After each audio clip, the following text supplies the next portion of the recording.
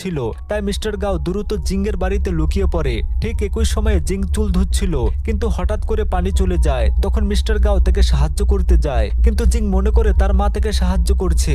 যখন সে মিস্টার গাওকে দেখে তখন তার সাথে মারামারি করতে আসে, কিন্তু পিছলে তার উপর পড়ে যায়। জিংয়ের বাবা মা এই দৃশ্য দেখে ফেলে। এরপর মিস্টার গাও তাদের পরিবারকে অনেক টাকা অফার করে এবং বলে, যদি আপনারা জিংকে আমার কাছে পাঠাতে না চান সমস্যা নেই, আমি আপনাদের বাড়িতে একটা রুম ভাড়া নেব।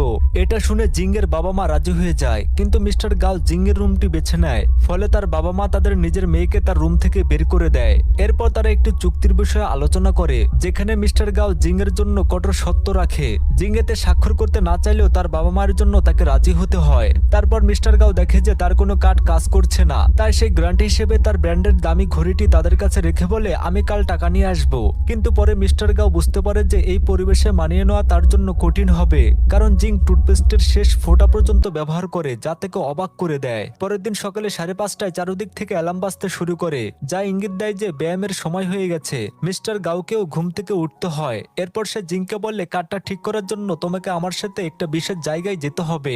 মিস্টার গাওয়ের কাছে কোনো নগদ টাকা ছিল না, তাই জিং তাকে বাসে তুলে দেয়। এটি তার প্রথম বাসের অভিজ্ঞতা, আর সে এতে বেশ অস্বস্তিতে পড়ে।